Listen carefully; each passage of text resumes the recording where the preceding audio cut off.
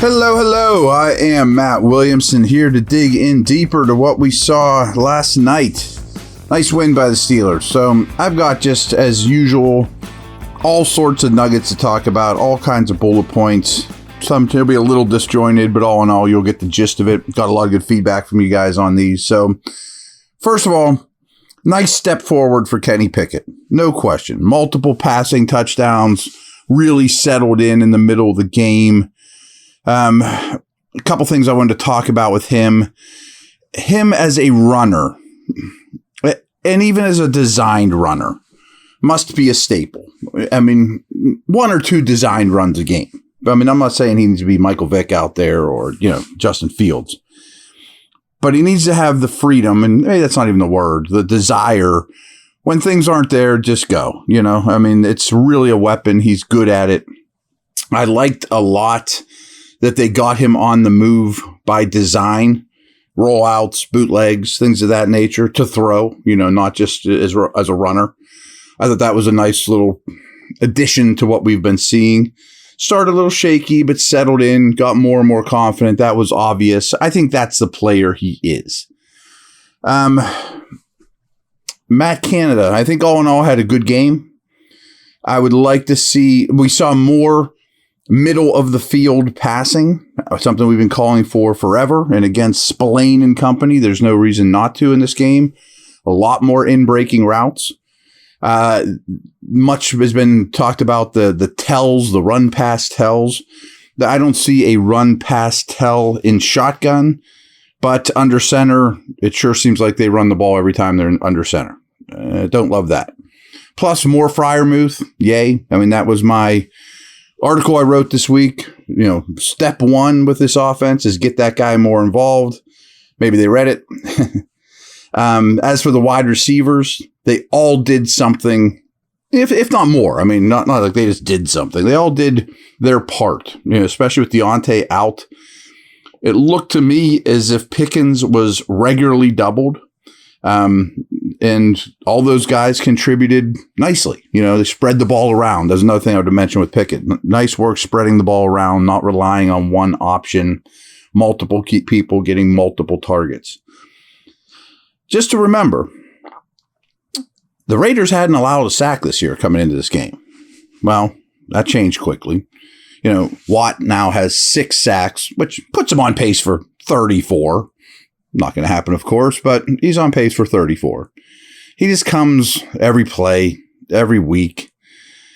He fought off double teams, finished the game with 2 sacks, 6 pressures. 6 pressures is a ton. 6 quarterback hits, and a turnover caused by pressure. Just a massive playmaker. And coming into this game, he also led the team or the league in quarterback knockdowns, a combination of quarterback hits and sacks. I'm sure he's right at the top of the list still, if not, pulling away. But spelling him too also really pays off. He exerts a lot of energy out there, and be able to get him out for here and there. And there's times when you even saw Herbig and Golden out there together with Highsmith and Watt just kind of watching alongside coach, And Golden had a sack, really used his leverage. I don't want to say in a James Harrison manner, but the low man wins against the taller Colton Miller, who's like 6'8". That was phenomenal. Watt also helped the first Jimmy INT with his pressure too. We talked about that too. A turnover caused by pressure. So to make sure we reiterated that.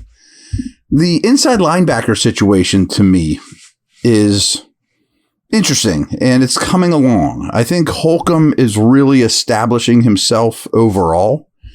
The inside linebackers actually make plays. Holy smokes, amazing.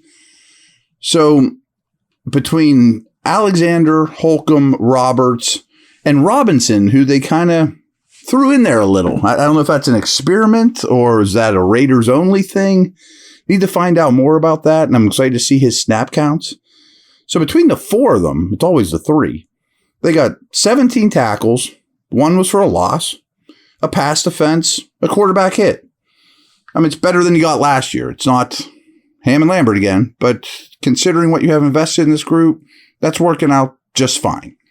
along those lines, and the linebackers have a lot to do with this, one of my huge keys to this game was no long runs allowed. Certainly accomplished that. Never let Jacobs get free, get in the open space, run away from people.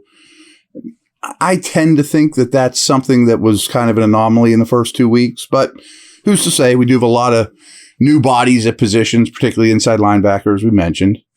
Benton was another guy I can't talk enough about. I mean, I really think the Steelers have something there. I'd like to see even more snaps. I think he's more impressive than Leal by far. I know they sort of play different positions, but why bother? But Benton is just Benton with, my note here is Benton with a bunch of exclamation points. I am psyched for this guy. Gets his first sack, many more to come. He's a keeper, a really impressive player. How about, I just lost my place here. Here we go. Levi Wallace snagged 2 interceptions on the night, the last of which put the final nail in the coffin for the Raiders. But it wasn't all good for Wallace, however, as he allowed 8 catches for 104 yards and 2 touchdowns across 13 targets in coverage. That's from Pro Football Focus. They threw at him 13 times, allowed 8 catches for over 100 yards. Up and down night, been an up and down year. More down, I think, than up for Levi of lately. I mean, I think it would be great to be able to bring him off the bench, and maybe Porter, Looming, or King can make that happen. I do think they want to move Peterson more to the inside. So we'll see how things work out with that cornerback situation. It's not terrible now. It's not great. I mentioned last night there's not a lot of team speed at that position. It's actually probably one of the slowest cornerback groups in the league. And whenever Garoppolo was targeting Devontae Adams last night, he had a passer rating of 85.8. His overall passer rating, including those targets to Adams, was 72.5. So clearly, Adams was the straw that stirred the drink. Quick break here. I got a lot more to talk about. Be back in a moment.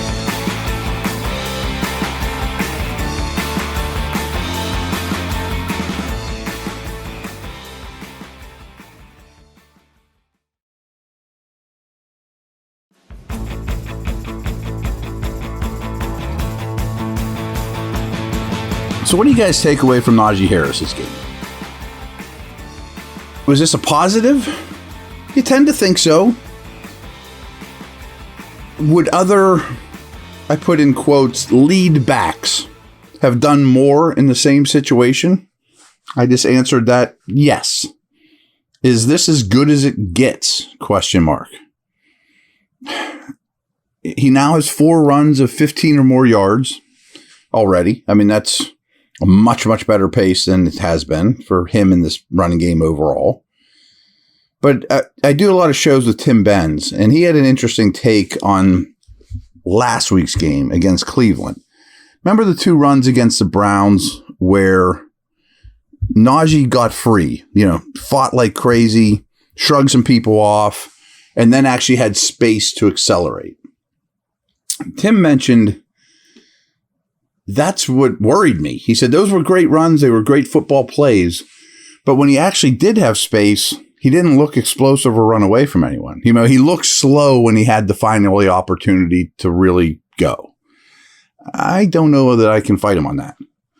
But this is the first time with over 100 rushing yards in a game for the team this year. Obviously, the moving the right direction. I mentioned this last night, but they really controlled the middle of this game. Not counting a 1-snap possession to end the first half, kneel down. The Steelers scored on all 4 of their possessions in the second and third quarters. It's great. Got their feet under him, established himself, took control of the game. Special teams had something to do with it as well. Fantastic night for Chris Boswell and Presley Harvin. Boswell had 3 field goals, including a 57-yarder early in the third quarter that gave the Steelers a 16-7 lead.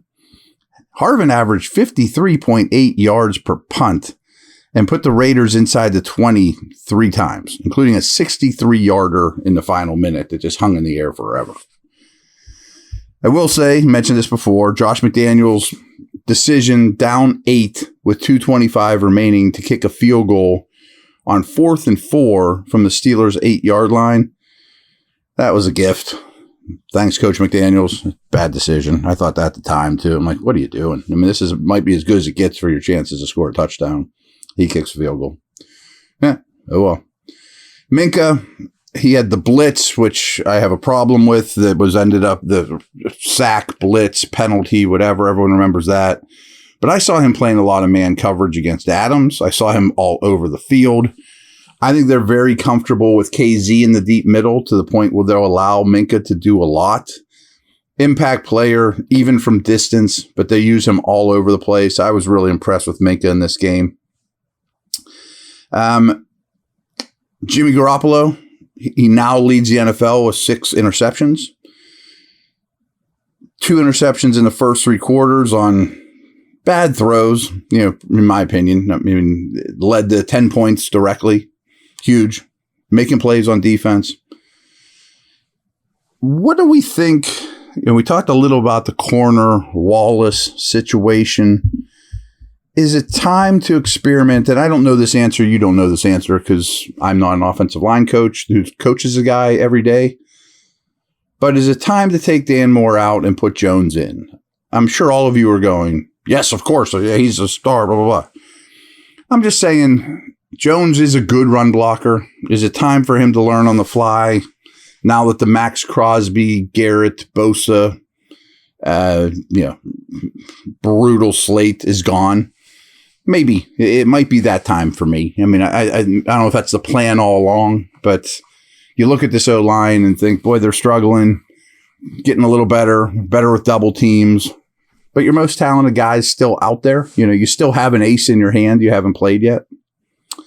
Along these lines, the young lineman, I'm getting mixed feelings on DeMarvin Leal, too. Is he an asset?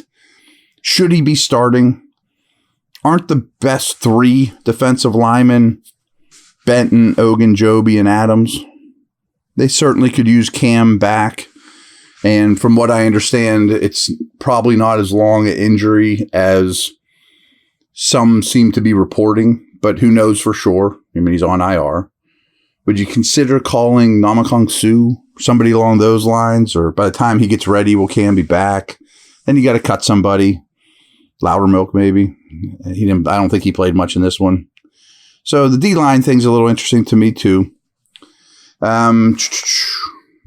So talking about control in the middle of the game, Vegas scored on a 32-yard touchdown to Adams. And then the Steelers answered with 23 straight points. I mean, that's taking control of the game. The defensive game plan was centered on stopping the run.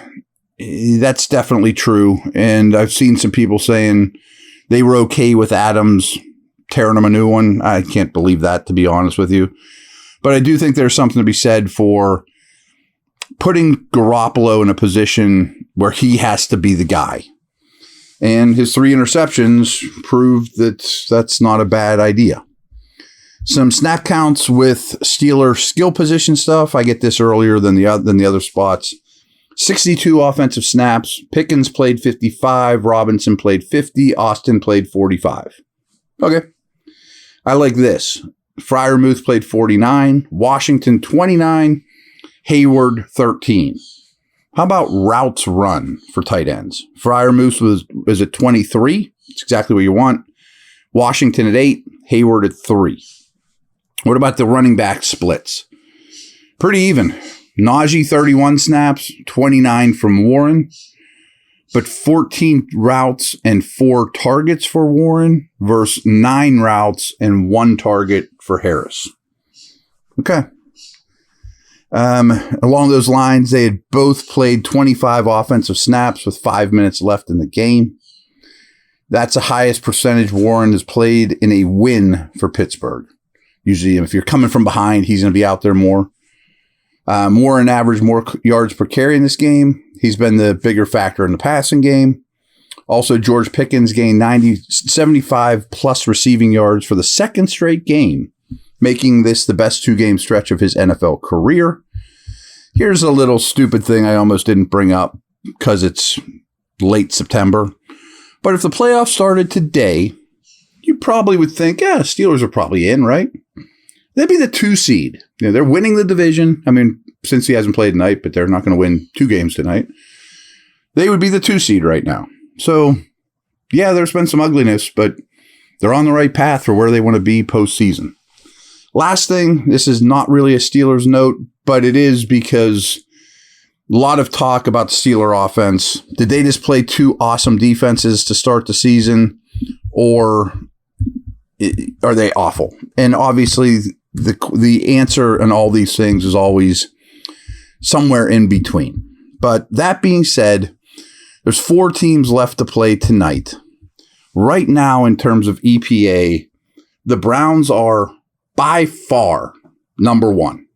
By far the best defense in the league through 3 games. San Francisco's 4th. Steelers are 9th, by the way.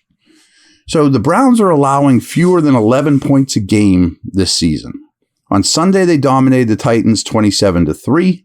Tennessee mustered just 6 first downs and 94 total yards. Through 3 games, if you admit kneel downs at the end of a half, Jim Schwartz's defense has limited opponents to just 1 touchdown on 34 drives. That's insane. That's insane. So sometimes you have to give the opponent some credit. And I guess I should throw this out there too, to throw a little bit of a wet blanket on that. I told you that the Browns are by far number 1 in defensive EPA. The Niners are 4th. Very solid there, right behind the Bills and Dallas. Steelers are 9th, just ahead of the Saints and Patriots and Eagles. But last night's opponent is 29th. The Raiders are only ahead of the Giants, Bears, and Broncos. So try to provide some context here, and I think that's exactly what we did. All right, take care. Over and out.